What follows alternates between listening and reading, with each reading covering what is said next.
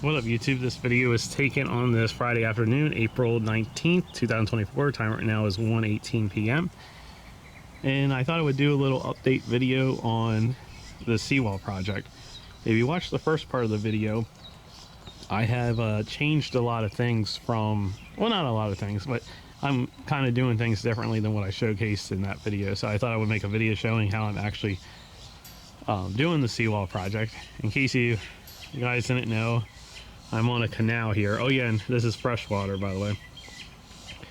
And I have this wooden seawall that was put in before I bought the house, and it was put in 2006, and all the top boards are pretty much rotten.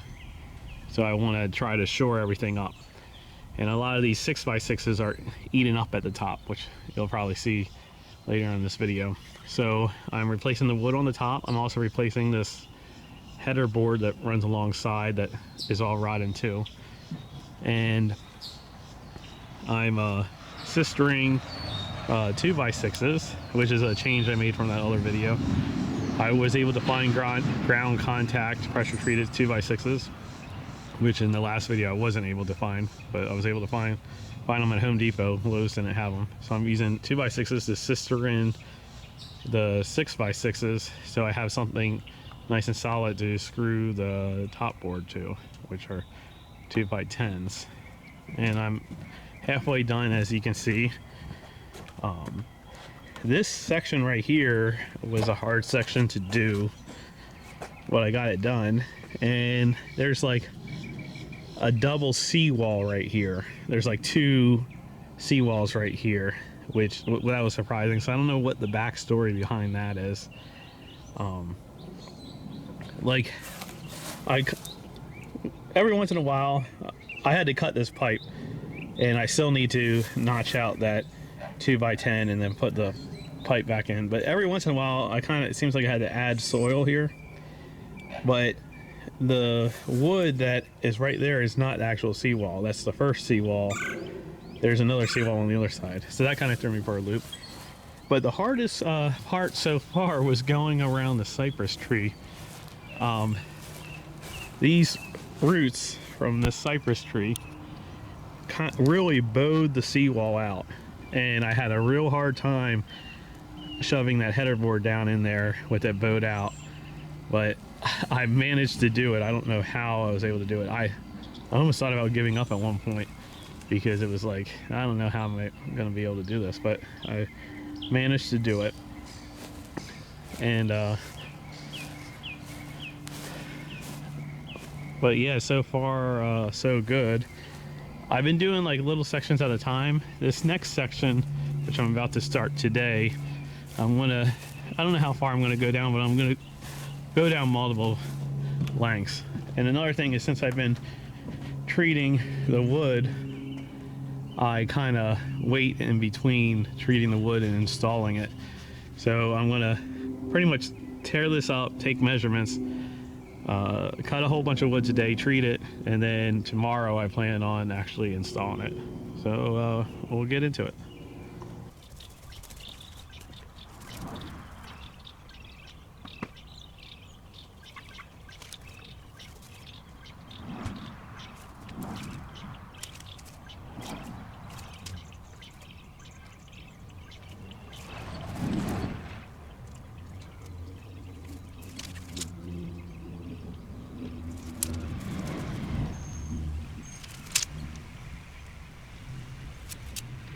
Okay, I ripped up all the way down to the end, and I drew it up in our plan.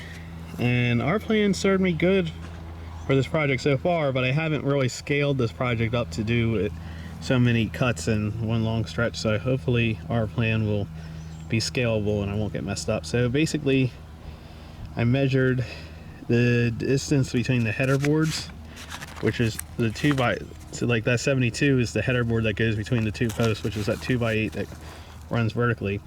And then every post I write down how deep it is in the ground, so I can cut the 2x6s to sister it up. So now with all that, I'm gonna go and cut all my 2x6s today so I can treat them so they can dry, so I can install them tomorrow. Okay, so my neighbor's letting me borrow his chop saw that he has mounted to this cart, and this is a Harbor Freight chop saw. And I'll tell you, it holds up even though it's Harbor Freight, and it's very useful mounted to this cart. I use this little fence thing for my trash cans as a horse. What is it? Sawhorse as a stand, and like I said, this thing's held up. I know he's used it for a lot of projects, and I built my garage there using this chop saw, so it works out pretty good.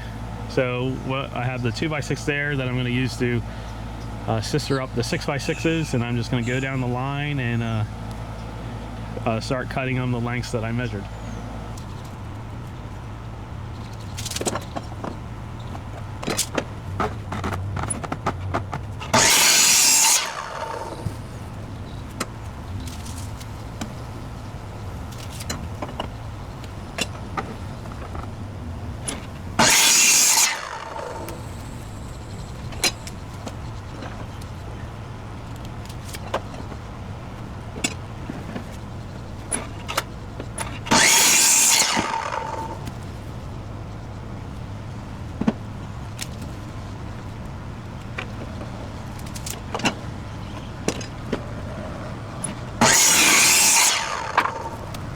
Okay, so I finished making all my cuts. Somehow I really messed up because I have 4 2x6x16s left over, and I thought I calculated enough that I would only have 1 2x6x16 left over. So I don't know if I can return them back to Home Depot or what I'm going to do with them, but yes, I somehow over calculated how much wood.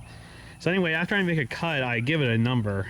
So I haven't numbered them yet, but it's going 1 2 3 4 5 6 7 8 9 10. That's how I keep track of them.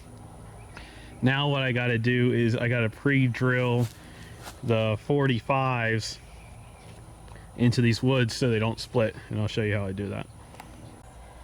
Okay, so basically I pre-drill the 45s using this jig. I forget what this thing's called.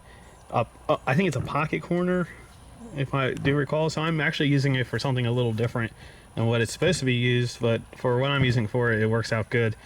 Put it in this jig.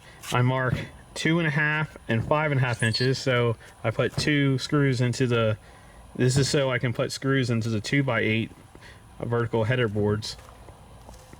Yeah, and then came with this drill bit. My friend let me borrow this. Came with this drill bit. Real quick, I bought this Ryobi tool set back when I lived in an apartment complex, so I wasn't really thinking about like doing a lot of projects with it because I only needed it for a little stuff in my apartment complex. But it's lasted me pretty well. For Ryobi being kind of like known as the cheaper brand, it lasts me pretty well. Like I said, I built that whole garage using these tools. But lately, I mean, I probably had this for over 10 years now, but lately the batteries are going dead on me. So I just recently on Amazon bought these knockoff batteries. I was thinking about buying better drills, but then when I saw I could get 2 of these knockoff batteries for $35 on Amazon, I was like, well, I'll just use knockoff batteries, see what happens. These knockoff batteries will not charge in the big charger, but on one of the sets I bought, they have this little trickle charger type thing that charges these batteries. So the knockoff batteries will charge in that trickle charger. And this is my first day using it, so I don't know how good these batteries are. Of course, they're cheap, but so far I use this to take out some screws. So far it worked good, but we'll see. Well, definitely on this project today and tomorrow we'll be running this thing through its paces.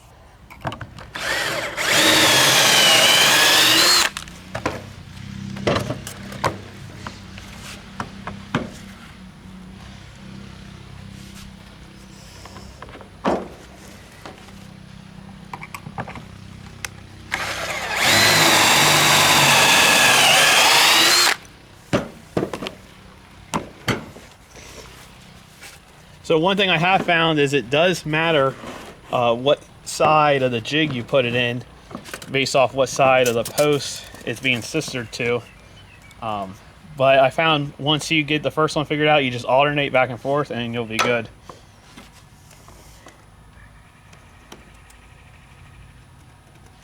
The 2.5 and 5.5.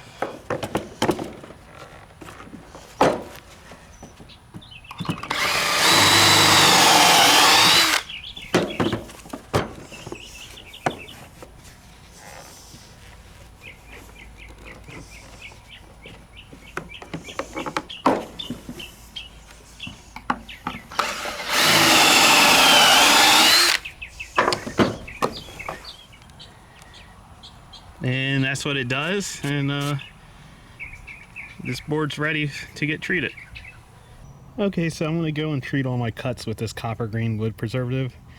I don't know if this makes a difference or not, but a friend recommended it to me and it makes me feel better. Obviously, the way the previous wood failed was all at the ends, so I think there is something about your cuts being exposed, even though this is pressure treated. Okay, now it's 5:16 p.m. I got all my wood laid out and all my cuts coated. So tomorrow I'm just gonna tear into it and just go down the line. We'll see how far along I get. I made up these little L's with leftover 2x6s, and then the plywood is not pressure treated, so I coated the whole thing with that copper green. That's for where the top boards meet up, and there's no posts underneath that. You'll see that later in this video.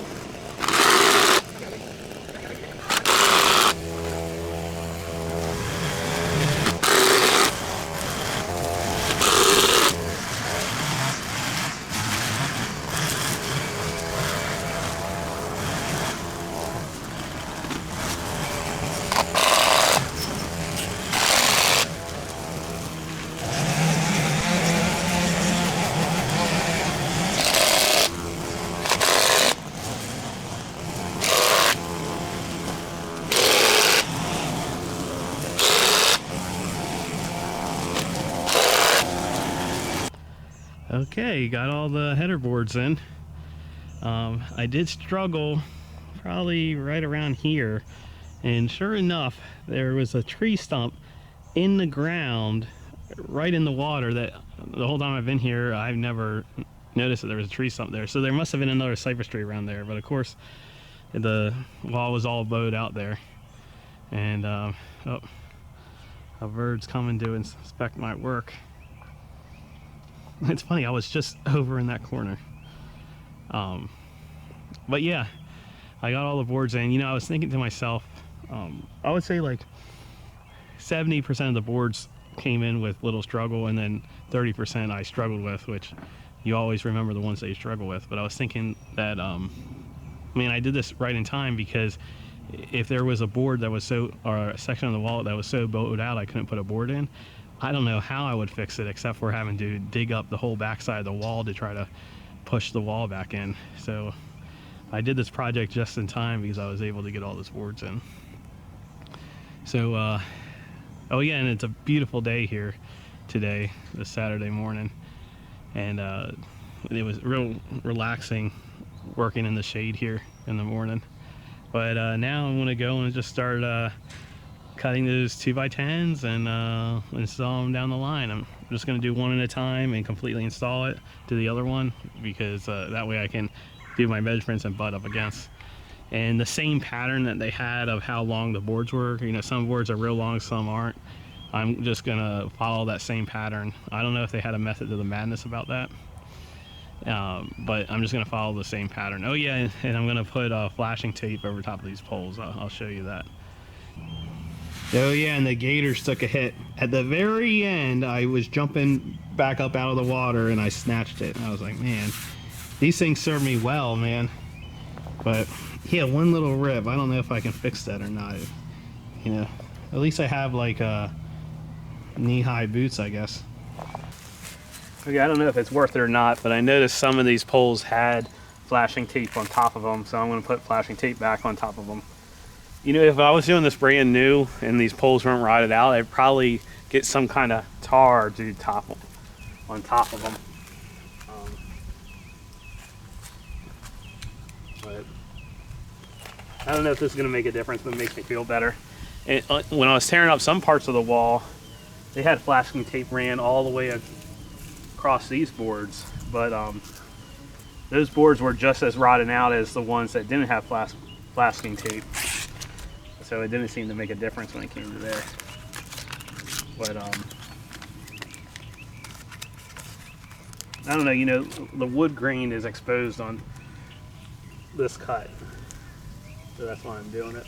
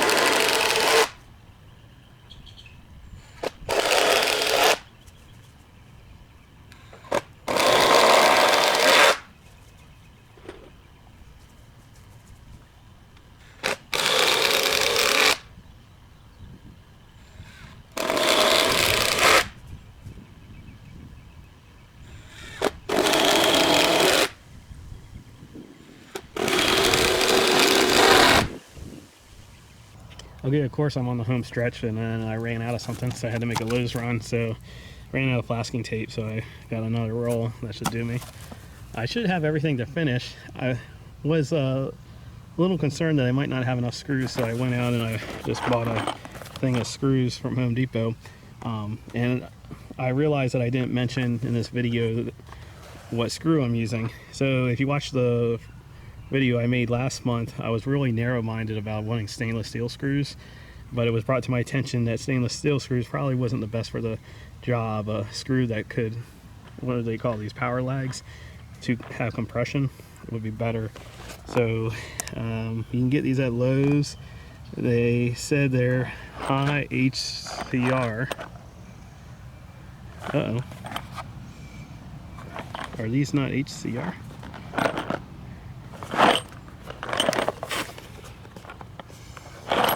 Exterior use.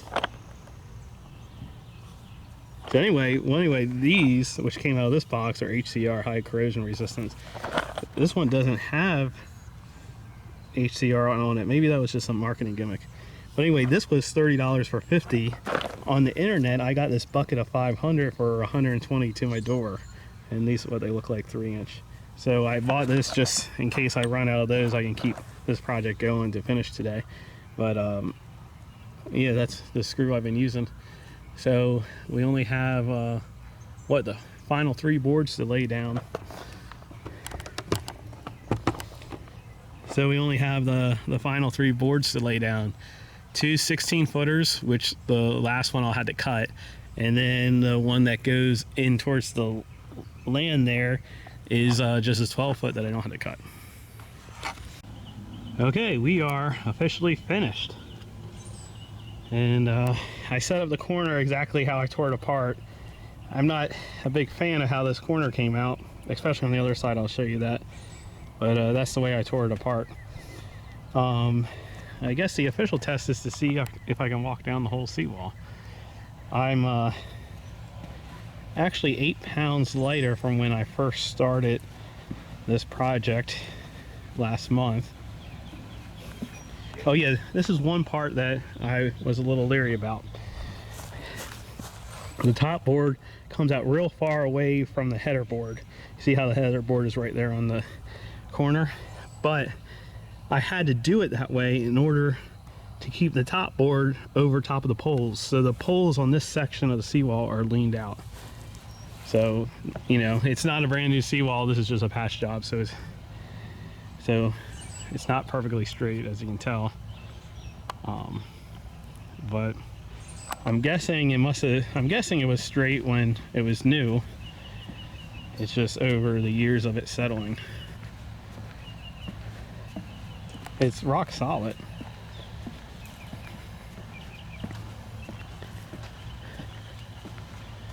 Over here it's a little spongy because there's nothing under this section right here because of that double wall. I'm not really too worried about that. I'm just more interested in, like, when you fish, you have a tendency to want to stand on the seawall.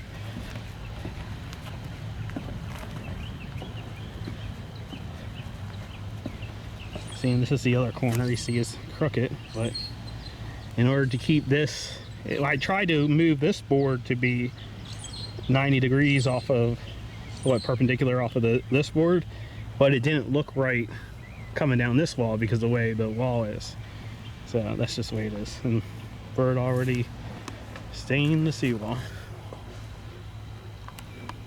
I ended up not needing that extra box of screws. I have 9 screws left. So 500 minus 9, that's 491. Minus 4 screws I dropped in the water. So what's that? 487 screws used on the seawall. And this knockoff battery, I burned one down and I'm on my second one. It has a lot of power and it works great. So for being knockoff and cheap, I mean, it works great. It has the performance of what a new battery was. I haven't had a new battery in a long time. The only downside is it will only charge on a trickle charger. It won't charge on the smart charger for some reason. But it was definitely worth the money, because there's no way I could have continuously worked today with the set of batteries I had previously, because they just would die so often.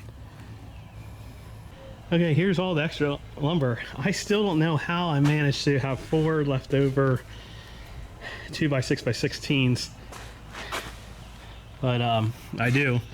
For my calculations, I calculated out, and then I bought 1 extra. I should have had 1 extra that was uncut, but I don't know if it's going to be worth returning or not. I'll have to calculate how much money extra wood I have, and I don't know what their policy is on return wood, but I have 4 2x6x16s left over. I have 3 2x8x8s left over. Or at least 2x8x8s, yeah. So, and then I made an extra one of these that I ended up not using, but I'll hold on to that. And then between that and then the little that's here, that's the extra wood. My friend said I can take it to his burn pile and drop it off, so that's what I'll do this week. I'll take a little section out though to try to color match for the stain when I end up staining the wall. I am curious to see, I assume this is just regular pressure graded wood. You know, I wasn't there, and there's no way I can ask to see if they used marine grade. I hope it wasn't marine grade, because if it was, that means what I just did isn't going to last that long. But yeah, 18 years, and it couldn't take the Florida weather. Okay, so it is April 20th, 2024, 4:44 p.m. and it's officially done. So it's good from far. It looks good from far. I'm gonna wait. I'm definitely gonna stain the top of it. I don't know. I figured it was only gonna be 2 months, and then it'll be dry enough to stain the top. My neighbor said it might be a year before it's dry enough, but yeah, I'm going to stain the top the same color it was. And this is the other side.